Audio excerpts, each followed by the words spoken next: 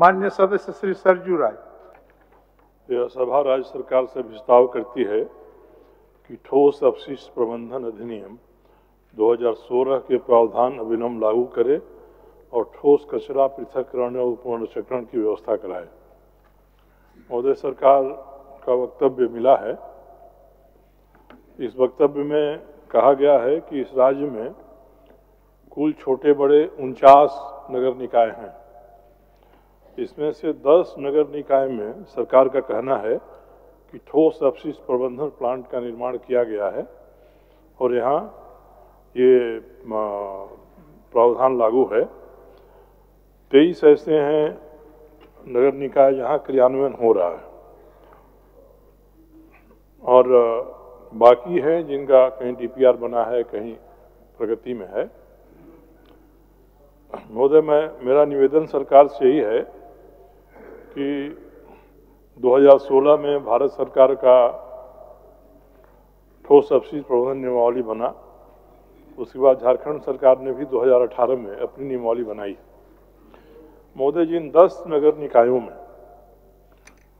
ये कहा जा रहा है सरकार के द्वारा कि ठोस अपशिष्ट प्रबंधन योजना क्रियान्वित हो गई है और इसके तहत प्रबंधन प्लांट का निर्माण किया गया। महोदय, मैं इतना ही कहना चाहूँगा कि इसमें नेशनल ग्रीन ट्रिब्यूनल बराबर राज्य की सरकार से बातचीत करते रहता है। 18/5/2023 को अंतिम वार्ता हुई थी इनकी। इसमें राज्य की सरकार ने बताया है कि हमारा प्रोग्रेस क्या है। महोदय, ये जो नियमावली है, ये नियमावली केवल इतना ही नहीं कहती है कि हम प्लांट बना दें अपशिष्ट प्रबंधन के लिए, बल्कि वो कहती है कि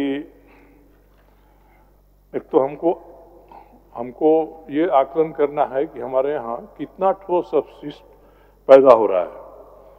2023 में जो कहा गया है राज्य की सरकार द्वारा, उसके मुताबिक 2206 टन प्रतिदिन का सॉलिड वेस्ट ठोस अपशिष्ट यहाँ उत्पन्न हो रहा है। उसमें से 1282 टन प्रतिदिन का निस्तार हो रहा है। 924 टन प्रतिदिन ऐसा है जिस पर काम होना बाकी है। और इसके अलावा लीगेसी वेस्ट, मतलब जो बहुत दिन से पुराना कूड़ा कचरा का ढेर पड़ा हुआ है, पहाड़ बना हुआ है, वह 31.25 लाख टन है और 41 जगहों पर ये राज्य भर में रखा हुआ है। इसके अलावा जो लिक्विड वेस्ट है वो भी 328 मिलियन लीटर प्रतिदिन के हिसाब से निकल रहा है। महोदय, तो एक तो मेरा ये सरकार से निवेदन है कि घरों से कचरा निकलता है उसको इकट्ठा करना है। वह कई श्रेणी का होता है। वह बायोडिग्रेडेबल होता है, सूखा गीला होता है, बायोडिग्रेडेबल होता है, नॉन बायोडिग्रेडेबल होता है, हजार्डस होता है। घर से आजकल बैटरी का सब निकलता है, प्लास्टिक का निकलता है, सब कच्चा रहता है। महोदय, तो घर में ही इसको अलग अलग कर दिया जाए, ये नियमावली ये कहती है। तो सरकार से जानना चाहेंगे, या जहाँ तक मुझे जानकारी है, कि घरों में ही इसको अलग कर दिया जाए, ये कहीं ये प्रावधान लागू नहीं है। दूसरा कि घरों से इकट्ठा करना है, डोर टू डोर हमको करना है, और डोर टू डोर करने के लिए जितने साधन चाहिए सब जगह वो हैं कि नहीं और हो रहा है कि नहीं हो रहा है। तो सरकार ने एनजीटी को बताया है कि हमारे पास करीब 1114 करोड़ रुपए का डेडिकेटेड फंड है राज्य सरकार के पास, जो इन्हीं कामों के लिए खर्च करना, उस पैसे वो हम कहीं दूसरी जगह खर्च नहीं करेंगे।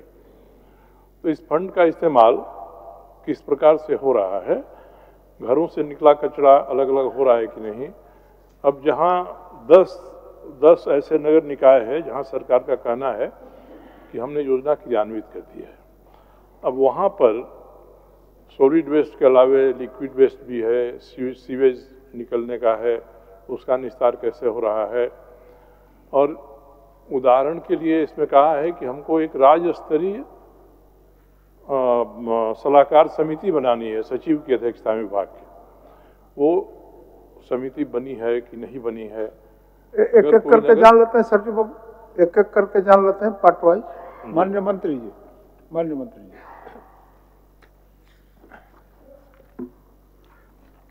मान्यवर, वरिष्ठ सदस्य का मूल अभिस्ताव 2 बिंदुओं पर राज्य सरकार के वक्तव्य की अपेक्षा रखता है।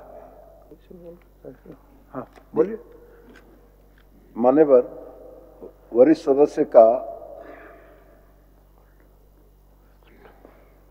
मूल अभिस्ताव जो है राज्य सरकार से 2 बिंदुओं पर संकल्प और जानकारी प्राप्त करना चाहता है।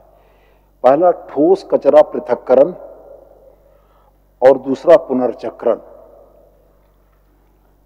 इसके बाद के जो विषय माननीय सदस्य ने उठाए वो इंफॉर्मेशन था, वो विभाग के तरफ से सबसे पहले तो ज्ञात नहीं है।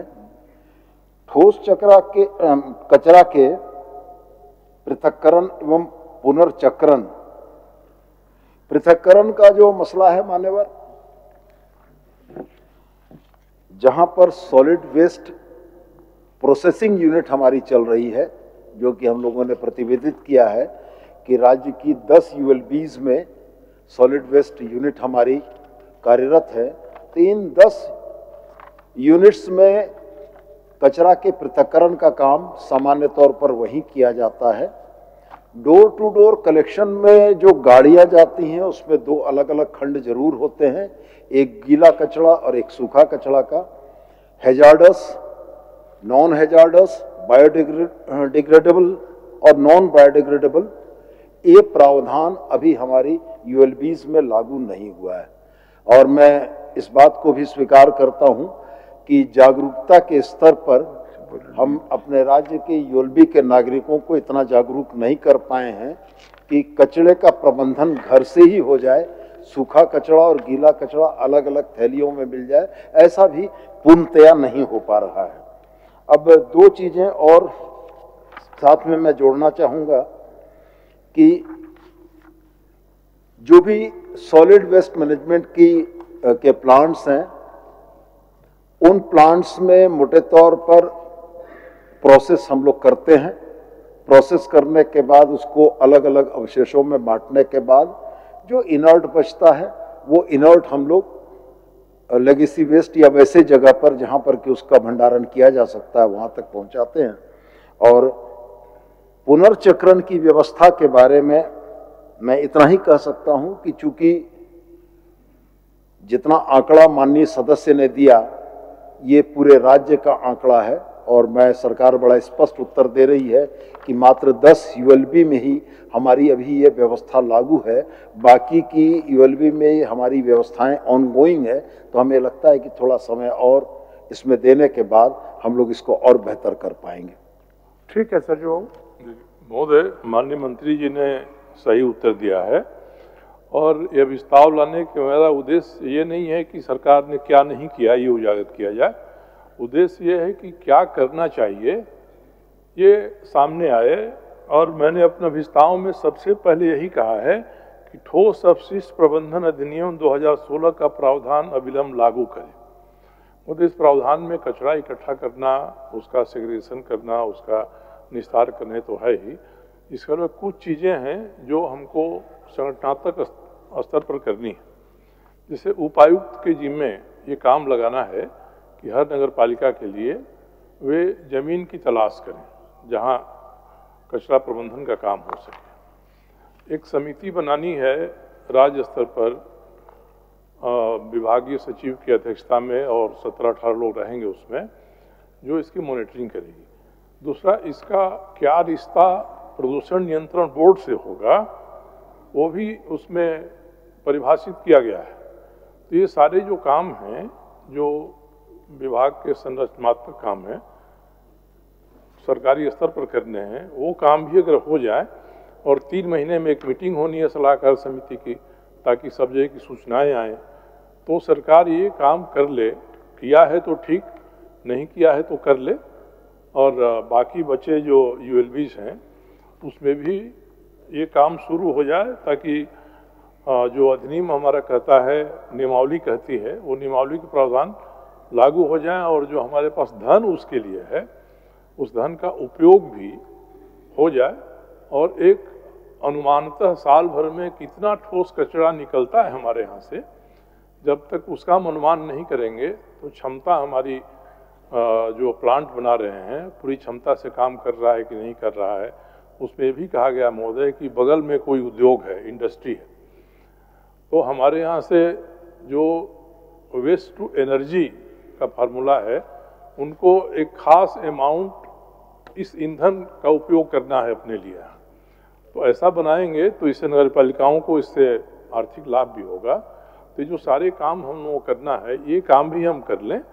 और कचरा अलग करना है, मल्टी स्टोरेज बिल्डिंग्स है उसमें उन्हीं के यहाँ अपने ही कचरा निष्पादन का प्रयास करना है। जहाँ बहुत भीड़ भाड़ हो जाता है 3 दिन पहले सूचना करनी है आपके यहाँ से कचरा कितना निकलेगा। ये जो काम कानूनी हैं ये काम भी सरकार अपने स्तर से कर ले। ठीक। और तब जो प्रोग्रेस है, प्रगति है, उसके बारे में मंत्री जी ने बताया है, उसमें हम लोग को एतराज नहीं है महोदय। ठीक, तो इसी सुझाव के साथ आप वापस ले लीजिए। अगर सरकार माननीय मंत्री जी एक बार बता दें, बता दिए तो सब चीजों को कर देंगे तो हम अविस्तार वापस ले लेंगे महोदय। सुझाव को ग्रहण कर लीजिए। जी माननीय अध्यक्ष महोदय, सॉलिड वेस्ट मैनेजमेंट में 49 यूएलबी में विभाग ने स्पष्ट प्रतिवेदित किया है कि 10 में हमारी योजनाएं कंप्लीट हैं, 17 में हमारी योजनाएं 22 यूएलबीज में हमारी योजनाएं ऑनगोइंग है। और हम लोगों ने ऑलरेडी जिले के उपायुक्तों को सॉलिड वेस्ट मैनेजमेंट के लिए ज़मीन खोजने के लिए कहा है और वो ज़मीन भी बहुत जगह मिली है। कुछ जगहों पर चिरकुंडा, जामताड़ा, सरायकेला, चक्रधरपुर में लैंड इशू रिपोर्टेड है जिसको हम लोग रिजॉल्व कर लेंगे। और बाकी जगहों पर काम कहीं अवार्ड भी हुआ है, कहीं टेंडर के स्टेज पर है और कहीं डीपीआर के स्टेज पर है। सबसे महत्वपूर्ण सुझाव माननीय सदस्य का था राज्य स्तरीय सलाहकार परिषद का, तो मैं उनके सुझाव पर उनको यह आश्वस्त करता हूं कि इसको यथाशीघ्र हम लोग गठन करेंगे, क्योंकि राज्य में मॉनिटरिंग के लिए कमेटी तो होनी बिल्कुल आवश्यक है। ये भारत सरकार या झारखंड सरकार की नीतियों के आलोक में तो है ही है, हमारे यूएलबीज के कचरा प्रबंधन के लिए इसकी बहुत आवश्यकता है। और 3 महीने की बैठकों का जो माननीय सदस्य बोल रहे हैं, निश्चित रूप से सरकार की तरफ से यह निर्देश जाएगा कि सलाहकार समिति का गठन भी हो और उसकी नियमित बैठकें 3 माह के अंदर हों। चलिए माननीय सरजू बाबू वापस ले लीजिए। जी, मैं सरकार के इस कथन के अनुसार अपना अविस्तार वापस लेता हूँ।